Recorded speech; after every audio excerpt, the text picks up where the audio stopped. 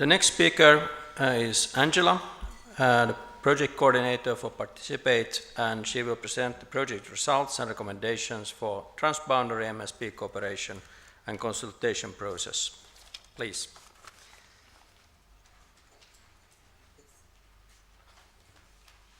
Thank you, Jan.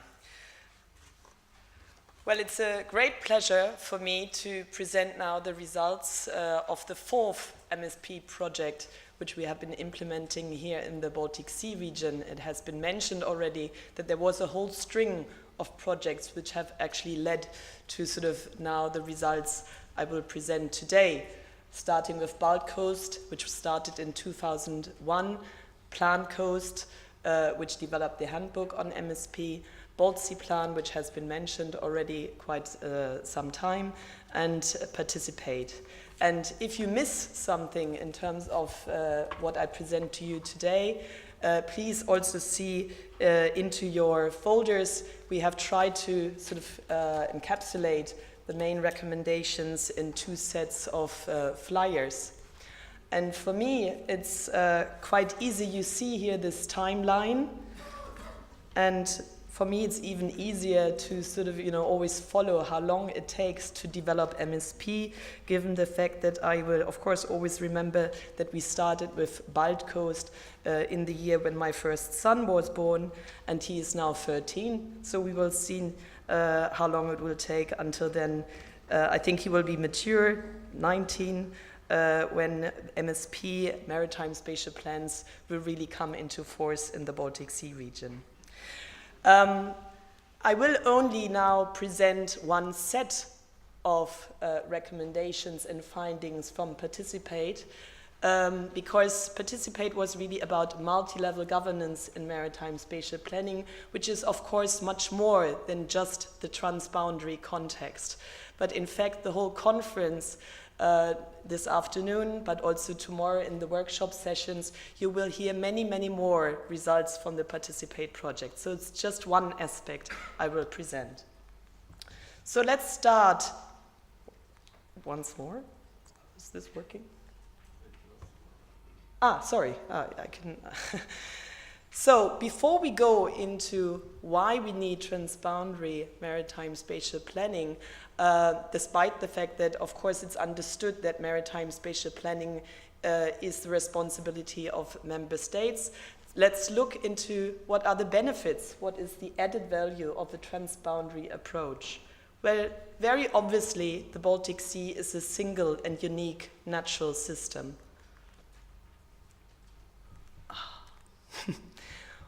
What is more is that sea uses and their impacts transcend national borders. And here we do not only talk about linear infrastructures or fishes swimming around, but actually also place-based uses such as offshore wind parks, which of course also have impacts across borders. It's also about avoiding costly conflicts and incompatibilities. Just imagine if you have maritime spatial plans developed in each country and they are not compatible to each other, they are not coherent. And last but not least, it's also about maximizing future opportunities. Do not only think about conflicts, also look positively, look into the synergies which can be created by working in a transboundary level.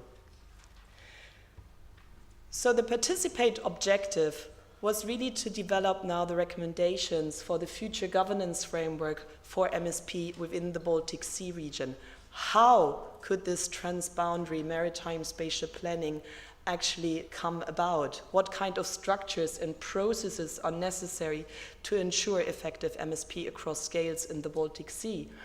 And in fact, PartiSEApate took the good practice from VASAP, which it had practiced for 10 years, that it is not a project which is sort of developed in isolation, but which was developed already keeping in mind that there is the HELCOM VASAP MSP working group, and with its roadmap, and where it says that they want to develop guidelines in 2015 on transboundary consultation and cooperation on MSP, as well as public participation for MSP with transboundary dimension.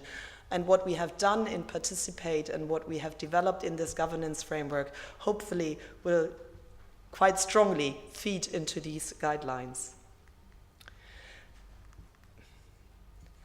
PartiSEApate, as it has been mentioned now quite often, of course, was not sort of developed in isolation. It could build on previous projects. There was BALTIC Plan with its 8 MSP pilot projects, out of which 2 were already cross-border, which had taken a substantial national policy analysis, looked into the pan-Baltic trends, but also issued special reports and tools on what kind of models can be used for MSP, what is the necessary MSP data, how can fishery be dealt with in MSP, how should stakeholder involvement be undertaken in MSP, and quite importantly, which had developed the BALTIC Plan Vision 2030, which showed how the Baltic Sea could look like in 2030 if we start with maritime spatial planning tomorrow in a coherent way, and which developed the principles of spatial allocation. How should space be allocated in the Baltic Sea? And quite importantly, developed the principle of spatial efficiency, so that actually space should be used as sparingly as possible, and therefore co-users should be promoted, as well as the principle of spatial connectivity, which exemplified that, yes, if you do a national MSP, planner, keep in mind what are the infrastructures across the borders, so that these form the backbone of your national MSP. And at the same time, there had been the Plan Botnia project, which was a true cross-border pilot case, and which had undertaken a major stakeholder as well as stocktake for the Bothnian Bay, and which had also issued a report which was really forming the basis here for our governance framework report on common minimum requirements for MSP in the Baltic Sea. In PartiSEApate, we then developed this evidence base. And in BALTIC Plan, we actually had sort of suddenly seen, well, yes, we have sort of developed a nice vision, but we have not really talked on a pan-Baltic level with the sectors. So we went out and developed a whole series of workshops on a pan-Baltic scale, and carried out 9 workshops with the various stakeholders, such as aquaculture, shipping, offshore wind energy, fishery, underwater cultural heritage, nature and environment, as well as climate change research and data network building. We asked them, what are your expectations on MSP? What are your fears? What are the challenges? Do you have a pan-Baltic strategy for MSP? Then we, in fact, developed 3 cases from BALTIC Plan much further into true transboundary MSP cases. And I would like to point out to the Lithuanian case, which will be presented this afternoon, which was a true case where Lithuania has now developed the extension of its plan to the sea, and where PartiSEApate was used in order to sort of look into the transnational stakeholder process. And one was going out to stakeholders in Latvia as well as Kaliningrad and discussing what are the implications of this plan. And last but not least, we carried out a whole series of telephone interviews, each of them lasting 1 hour, with 32 sector representatives as well as 26 governance representatives, which was, by the way, a nice, good example in itself, a good experience, because people were really enthusiastic. And all this then resulted in the governance framework, which I want to present to you now. So first of all, as a result, one really has to say from these interviews as well as the workshops, there is an overwhelming majority of people saying, yes, we need an extended MSP dialogue. It's needed and it's wanted at the pan-Baltic scale. However, the views on the added value of MSP cooperation slightly changing or differing between sectors and the governance people, whereas the those who are in charge, the governance people, say, okay, yes, it would be good to have more coherence. We will achieve greater predictability. We will have better information about the C&C uses. It will create a comprehensive perspective. We will get a common understanding. The sectors, they see MSP as an opportunity, but one also has to say that they say, well, it could also bring a cost. It could be a tool for balancing and coordinating activities. It could create more fairness. It could lead to better business decisions. And especially, it's a very good trigger for debate within the sector. But some of them, and I want to show this to you, said, well, however, we actually see it as a quite restrictive exercise. It's monopolized by nature conservation, or actually, we still don't really know what this all means. So in terms of the findings from the sector workshops, again, despite the fact that there are so many pan-Baltic organizations, it came out that there is in fact an insufficient dialogue and coordination of sea users at pan-Baltic scale, even within the sectors themselves. And that's not only about MSP. And there are substantial differences between the sectors with regard to their views and expectations on MSP. And that, however, many issues which they say, well, this is all about MSP, are actually not spatial and cannot be solved by maritime spatial planning. So there have to be quite a number of issues solved before an MSP is coming about. The new players, such as aquaculture and cultural heritage, well, they really see MSP as a chance to raise their voice. Offshore wind energy, yes, which is very often seen as the major trigger for MSP and which is seen as a trigger for creating transnational, transboundary added value. However, the sector itself is saying, well, but we have national energy policy. We have completely different standards. So in fact, we don't really know what all this transnational MSP is about. Traditional players, well, we should not hide it. They often quite see MSP more than a threat than a chance. And this has also to do with macroeconomic benefits being very different from the microeconomic benefits. It looks very different to an individual shipping company than the big picture. Ports and shipping, it's a competitive sector, so it's difficult for them to speak in one voice. So yes, despite this overwhelming call for a pan-Baltic dialogue, we should actually know that there are barriers. MSP at the moment is not established in all countries. There is still a lack of understanding of the added value of MSP, and then especially at pan-Baltic scale. There are sectoral power plays, there are different economic interests of countries, there are established power structures which may also feel a little bit threatened by this super coordinated approach.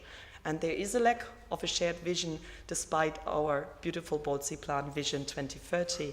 And yes, there is also a lack of political will. And all this leads to limited resources, time commitment. People told us, but we now start with national MSP here. We don't have time to go to all these transnational meetings because we are actually just 1.5 people here in this country. I don't tell you which country. So, what does it all mean for pan-Baltic cooperation and consultation on maritime spatial planning? Conclusions. Well, a pan-Baltic MSP dialogue must really be purpose-led. It has to have an objective. It requires informal and formal structures. So you have a dialogue in an informal way, but it has to lead to a formal decision. You have to establish intra-sectoral dialogue. So dialogue at pan-Baltic level among one sector first. And yes, despite the fact that my son is 13, an effective MSP dialogue will still take time to build up. It simply needs time to move from information exchange to joint implementation. And the nature of the dialogue will also change over time. Just imagining that at the moment countries are starting with the MSP process, the dialogue will change once countries all have done their first MSP. So it's quite, in order to really start it off and kick it off, start with the obvious and manageable topics first and give the dialogue into competent hands. So in terms of the suggested elements of the future MSP governance system in the Baltic Sea region, it's not a completely new picture. It's building on what is already there, but it's developing it further, and it's sort of simply clarifying the roles and responsibilities of the various bodies in place. So we have the HELCOM-WASAP MSP working group, but it should move into a decision-making and more policy driver level. We should then have MSP expert groups develop recommendations. Johanna talked today about building trust. So in fact, yes, it's nice to have it in projects, but please build up an MSP Practitioners Network to have this informal exchange of knowledge and information. We should go to the sectors with our planning experience and develop together with them sector strategies. And all this then should be coordinated. So here I have shown this already. So in terms of the working group being the policy driver, and here actually who should be in there, with countries now developing their MSP way and defining who's really responsible for MSP, these authorities should really be the leading part in the HELCOM-WASAP MSP working group. And this group should provide the mandate to the MSP expert groups who should then really discuss results and recommendations and filter them back to the national policy level. The MSP expert groups, what is this all about? Well, in fact, here, this is the level where independent recommendations should be developed on the hot, pertinent MSP topics. And here, experts should come from a broad range of relevant perspectives. They should have knowledge on the countries, the sector, or the topic in question. It should include planners, of course, the environmental people, but also the latest science and research. And experts should really be independent. They should be nominated on an individual competence basis. And what is important here is that this is not an ongoing, continuous work, but that very often it may be very time-limited, very clear terms of reference, just like a consultant, and therefore coordinated and driven by the chair, who will then report back to the HELCOM-WASAP working group. And what are sort of examples of such kind of hot topics which may be then discussed in these expert groups? Well, we have heard about these MSP data needs already, but of course also what came up here immediately, the link between MSP and MFSD and GIS indicators and measures, the linear infrastructures, shipping lanes, grids, pipelines, where are the connecting points across the Baltic Sea region? Offshore development and impact on land, which ports can actually take on board the offshore developments, but also to develop better tools, better criteria, how to do MSP, how to find site allocation criteria for specific sectors, such as aquaculture or cultural heritage, how to align environmental with economic impact assessment, how to include cultural value into MSP, how to align fisheries and nature conservation. So quite a number of tasks to be solved by these experts. And then we have the Msp Practitioner Network, which we hope will be created tomorrow afternoon. And here, this is not about member state consultation. This is about this building trust, building context, having an informal exchange, informal information exchange. And there are more and more people coming to these conferences. So with more and more countries starting the MSP process, it will be more and more planners involved. More and more experts will really do these plans. So it should be those people who are really drawing these maps. And the idea is to have sort of once or twice a year a really informal network meeting, nice setting. I don't know whether it's on Gotland or wherever, to really have a nice place where one is getting to know each other. And then we have already talked about the sectors, and we had this in the dialogue, that please, planners, go to the sectors. Do not expect the sectors to come to you. Talk in their voice.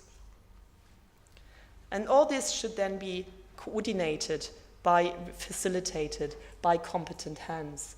And we see it that it should be hosted by the WASAP Secretariat, assisted by HELCOM.